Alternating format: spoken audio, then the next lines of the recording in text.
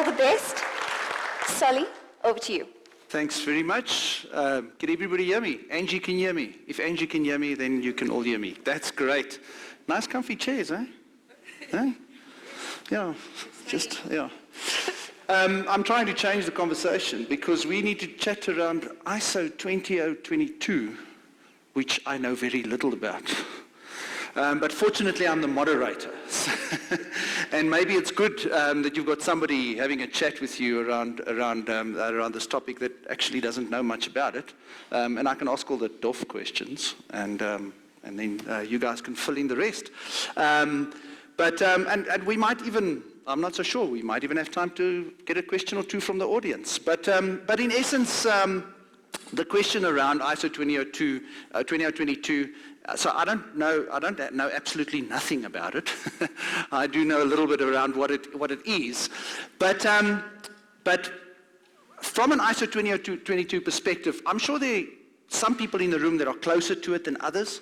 So maybe I'm going to jump in here and Charmaine, can I put you on the spot? What is this thing? What is it? Yeah, what's it about? Yeah, cheers for that, Solly. So that Christmas present you're going to get not going to be sent any longer. So Solly, I think that it's been a theme throughout this morning as well. So ISO has been around, and many of us who've attended many of the Sibos over the years, ISO or standardization is not a new theme to any of us. So it's been something that we've been striving for a number of years. And I think that as the world has become a smaller place, and the need for us to sort of get to, first of all, provide a better client experience, and secondly, to be able to transmit data, which incidentally I believe, and nobody answered the question, is the new oil. For us to be able to transmit enough data so that we are able to make the right decisions from both compliance and regulation, as well as the fraud impact that that data potentially has that we can unlock. There's been a tremendous move to be able to get us onto standard. Now, I think within the South African context, and it's particularly interesting because BankServe certainly have been the pioneers when it comes to creating standards. I think we've had our own proprietary standard for many years. But as the world gets smaller, the need for you to have something that is interoperable across the globe and that is easy for our clients to start to integrate with has certainly become more relevant. So if we're starting to move into platforms, if we're starting to move into open banking, we need to have something that is easily accessible to everybody. And certainly I think as we're growing, the need for us to be able to do things quicker, smarter, and cheaper has become a key theme as well. So if you have one standard that you can use across the board, it's far easier for you to unlock all of those efficiencies in that space. So ISO really is a standard where not only are we looking at specific data fields, but it really is a standard where you are absolutely able to kind of lock in processes that support those data fields. So it's a little bit more than just being able to say this field is available for this data. It also allows secondary and tertiary markets access into first world. So you get to learn from one another. The ISO 20022 standard is not owned or regulated by a specific body. Everybody has the same vote to be able to change something. And as a community, you've got a voice in terms of that. Dennis, I want to come to you. You were Swift. You guys do business all over all over the world, but from your perspective, all over the continent as well, and a lot of exposure in terms of adoption across the continent. Your feeling around where we are across Africa, not necessarily only South Africa, but the rest of the continent in terms of adoption, in terms of, are we on track? Are we going to, hit targets? On track, it's a good question. I think we're at really early days, so there's a lot of communication with our different communities throughout Africa. At the moment, a lot of people are listening. I think the question I always have is people doing anything about it? And probably the community that we have that is doing something specifically about it is the South African community. So, and ISO 20022 is not a new thing to South Africa because in my previous employment with First Rand Bank, we did ISO 20022 development for corporate messages. So it's not something new. But I'd like to, so the answer to that, the short answer is that we're at different, in some cases, they're nowhere. But what was good at Sibos, there was a lot of conversations between the different communities, and I can highlight a couple of them closer to home, like for instance Angola, Botswana, Zimbabwe, Kenya, Ghana. These countries are now asking questions of what is happening in South Africa, because we've shared the model. So with the South African Reserve Bank for the last year, a year and a half, we've been working very closely with a lot of ISO 2002 training to the community. And then obviously the RTGS upgrade, the high value payment system operated by the South African Reserve Bank, they are moving to ISO 20022. So if I look closer to home, we are going to get there. We will be ahead of the curve, because once it's the South African Reserve Bank, the high value payments, then we have the SADC RTGS, which will be a natural next step. So a lot of the countries that are part of the SADC RTGS will then be exposed, let me just say, like kind of forced to now start working on it. So it's going to be gradual. From a SWIFT perspective, we have a communication plan that we are going to be rolling out, and then the community in 2018 made a decision that we want to move from MT to ISO 2002. Some of the previous speakers had interesting, I liked some of the words, the need. So previously we were looking at 2022, then we had the financial crisis, it was put on the back burner. Now there's a need for 2022. And the reason why we need it is data, richer data for regulators, for the end customer, for the commercial banks, correspondent banks, etc. So everybody has something to gain from ISO 20022. That's great. We had a poll question around Africa's readiness. Do we have results for them, Wendy? Are they on the screen? No. Are they not? Okay, cool. Let me grab them. Can I introduce you to Leanne Sarjo, ladies and gentlemen? A nice, huge clap for Leanne. Thank you, Leanne. So let's see what the audience felt around that as well. That's the auditor. Leanne is the auditor from, no, I'm not going to say, from Banks of Africa, marketing department. So how does Africa compare to the developed world for ISO 20022 adoption? On target, said 70%. Ahead, said 0%, and differs from country to country, as you said, 93%. So, and that kind of confirms, Dennis, where you were at. So well done, you've done your homework well, and you know your market well. Congratulations. Rona, from a regulatory perspective, you with the regulator, look, I mean, I refer to Africa. SARB obviously regulates the industry within South Africa. This is Sibos to Africa, not Sibos to South Africa. But from a South African perspective, on the southern tip of the continent, as a regulator, what would be the benefit for you as a regulator? Let's forget about the banks. Let's forget about, but as a regulator, why would you see it so important? Thanks, Solly. Actually, I don't know why I'm here because they mentioned a lot of things that I have to say, but I can add on actually quite a few. And just to state, although I am from a regulatory institution, I'm actually the operator of a system. So there's a little bit of overlap. Although I am responsible for the stakeholders in my system. But it's not that I don't know what the regulator wants. If you look at the Vision 2025 that was put out by the National Payment Systems Department, there was quite a few things that we have to meet by 2025, like interconnectedness or interoperability, the availability of information that where you can make more instant decisions on real-time information. There's the setup of making sure that the system is replaced, because that's one of the visions, one of the items in the vision, the replacement of the RTGS systems, both for SADC and for the domestic system.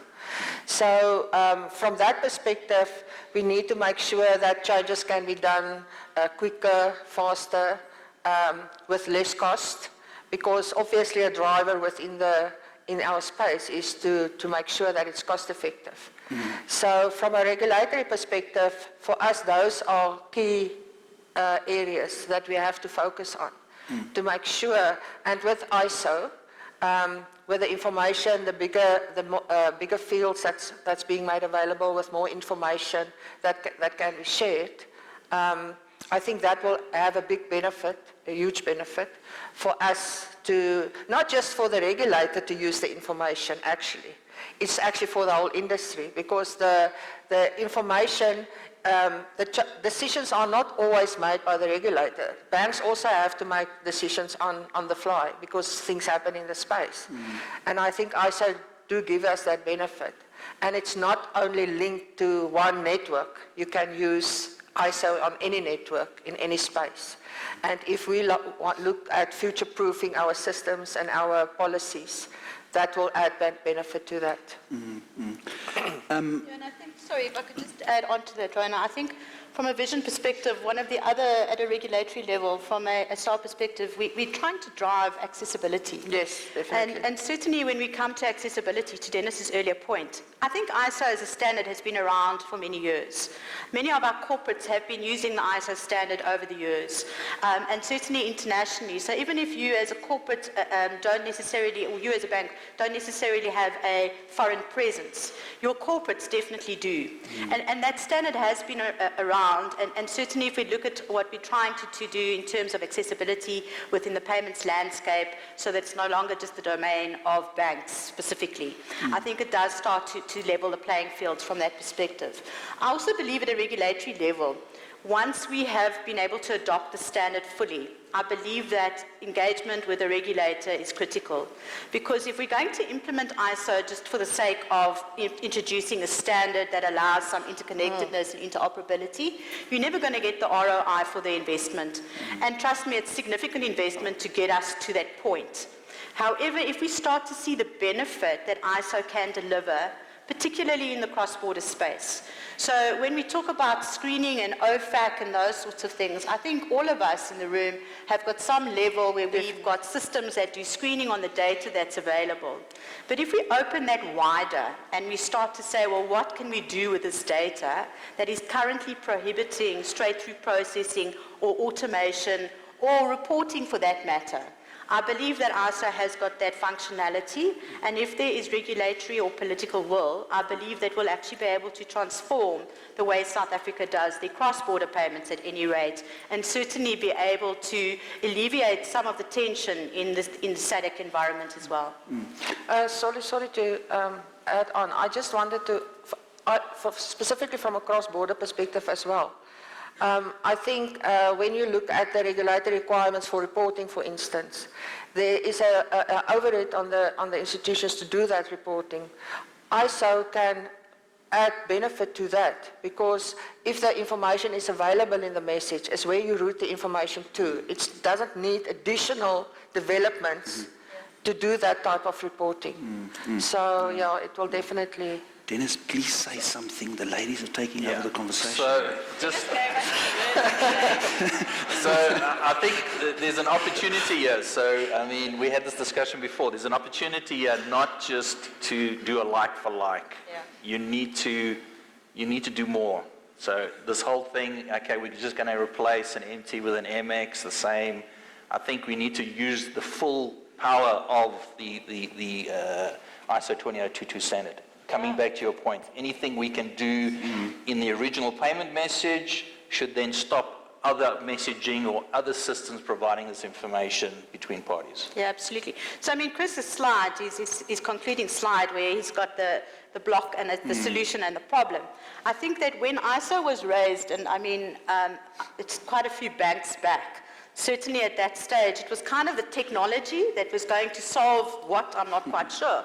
I think that we've had to just realign and say, well, what is the problem we're solving for? Yeah. And certainly when you put a client lens on, there are phenomenal benefits to our clients.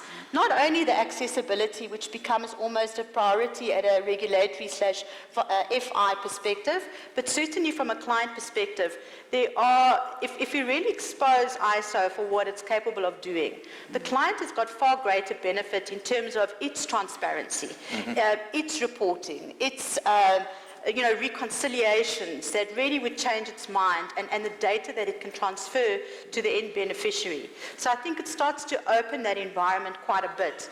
And from a client perspective as well, when a client wants to do a certain transaction with a certain bank, it needs to be done in a certain format.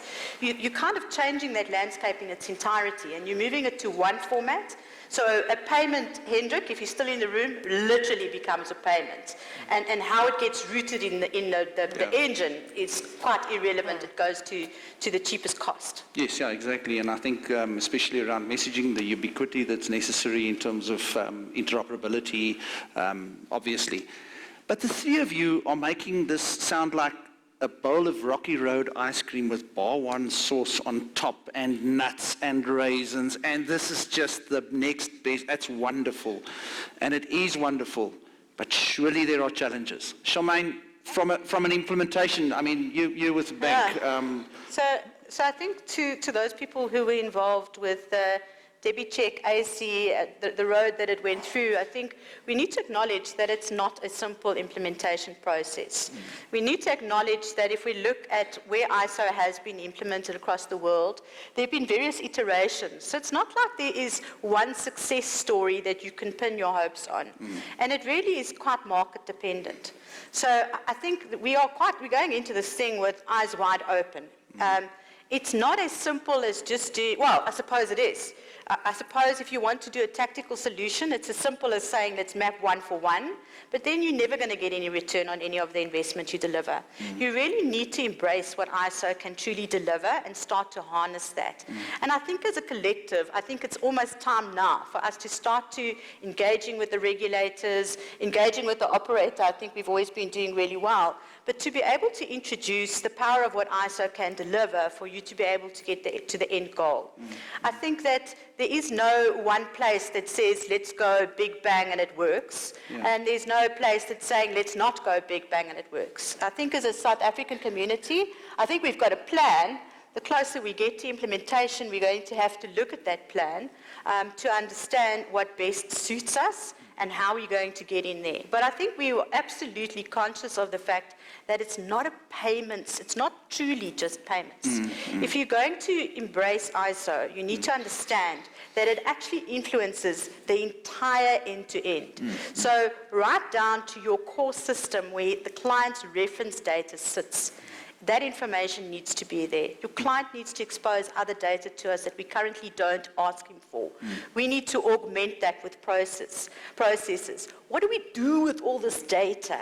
There are massive decisions that need to be made in terms of being able to get true return on investment for ISO. And I think that's where the power kicks in.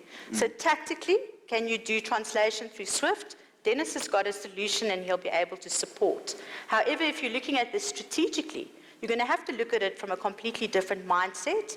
And in terms of that, it's currently being run as almost a payments initiative, and it certainly is far greater than that in terms of how powerful this tool is. So Rona, before I get to you, so in essence, I mean, if you really think about it, you made the statement earlier, payment is a payment is a payment. Jan Polbauer, who many of you know and who will be on the stage later on today, yesterday made the statement that nobody's going to make money from payments. It's about the additional opportunities that you can get from the payments. So obviously the richer data will help banks and operators and payments operators identify those opportunities. Rona, you wanted to jump in? Yes, I just wanted to your reference to the different flavors of ice cream. There's obviously, we shouldn't just focus on South Africa or the region or Africa, because each area might have different requirements, and then look at ISO and say, this is what we will do. And then again, you sit in a situation where you have something specific for South Africa or something specific for Africa. And we need to look wider, because some of the institutions that place in our space are not just domestic institutions, they are international institutions. And they will have to comply with various regulations, and not just the South African or the regional standards. So as an industry, it doesn't matter where you fall in the end-to-end chain. We need to ensure that we also comply or take into consideration what's happening globally. And I think that's where the groups like the High Value System Payments Plus or the Cross-Border Payments Plus, CBPR Plus, comes into. Because the thing is, you cannot develop a flavor of an ISO message. Doesn't matter where you're in the market. It's not either payments or securities, or doesn't matter. You still should be in a position to accommodate those transactions coming from those global institutions that's coming to South Africa, and it should be one. Because the moment that we start doing something for South Africa or for the region, you start also closing it again, and then you are unique again. And I don't think that is the objective of ISO. The objective is ISO to have a standard that doesn't matter where your message goes, it can be interpreted. Absolutely. Just want to remind the audience that if you have questions, I don't think we're going to have time. We just like a minute over time already. The Slido app gives you the opportunity to go and post your questions. We're going to have a Q&A session at the end of today. So please make sure that you go and type out that question on the Slido app, submit it. It's being moderated, and we're going to make sure that the questions also get answered. If not this afternoon, even just through a reply onto the website. But from that perspective, I'm not going to take questions now. But I want to finish off. Dennis, you wanted to... yeah. In terms of, you've mentioned industry, and then obviously as SWIFT is a cooperative. So we have in place, I mean, this is not, so we have painted a picture. It's going to be whichever flavor, chocolate, vanilla, with whatever on top of it. I think we need to be positive about it, because we know the benefits at the end of the day. So we have this vision. As a cooperative, we have in place a program to, the usual talking to all the communities, etc., using the communities that are ahead of the curve to influence the other communities. And then at a center, clearly there's going to be systems that are going to need translation. We will provide the service from 2021 when we need to be until the end of November 2025. But that is to help a last, a last option. We want the industries, and I think a lot of people are probably going to get there before. So initiatives like we have from the SARB, and we'll get the SADC RTGS, and there will be other initiatives across the African continent that will be ahead of the curve. So I don't think it's going to be at the end of the 2025. We will have people, as we get close there, still having problems. But I think you've also mentioned correspondent banks. So some people or some markets will be forced to go ISO 20022 a long time before 2025. But as a cooperative, we have in place to translate all these messages between the parties, and then hopefully by 2025, well, not hopefully, everybody will have to now be able to send and receive ISO 20022 messages where we want to be. So we will have to continuously, during that, everybody that's involved, keep the momentum and the value of why we're going ISO 20022. And I think just as a parting comment, I think, we look at regulation, and I was very vocal earlier this morning over coffee, saying that without regulatory reform, we potentially are on a hiding to nowhere. So we can be on the sweetest, smartest, sexiest, as somebody called it, standard that you want that is interconnected and interoperable. Unless your country has got some regulatory reform, you're not going to be competitive. But at the same time, I actually believe that it does give some competitive advantage as a country if you embrace regulation. And I think ISO certainly has got the potential for you to be able to keep the system clean, because that transparency is throughout, that auditability remains. What you do with the data is what's going to count. And that's the real power, because a payment is a payment. The price to the war to zero is been on for many years. It's been accelerated, and certainly we need to find other ways to augment that income. Yes. So, Dennis, you've had your last word. You called yours a parting comment, so I'm going to give Rona the final word. One last just a note from you as a regulator maybe, or from the SARB's perspective to the industry. They're all sitting in the room here around ISO. I think the way that we have approached this whole initiative from a South African perspective was a collaborative approach. Although we took the lead as the regulator and the operator to initiate and to have the discussions with the industry to start the process of ISO, when we initiated the RTGS replacement project, that's where we actually put it on the table initially, and that's focusing on high values, not low values. I mean, in the low values team, we know that there was already other discussions as well. But I think we are doing good, we know we are making progress, and we are using the standards, committees that is available to us to do the checks and balances to make sure that we are there and we will be making that deadlines, yes. Yeah. So, South Africa, we should be on track. We should hopefully. No, we don't have a choice. We have no choice, but it should not be a grudge implementation. Absolutely. We should see the benefit in this. We Yes, should look for the exactly. opportunities, Yes. and I think that'll get us a lot more traction. We've all been invited to the party. If we're going to have fun or not, that's your own decision. With ice cream.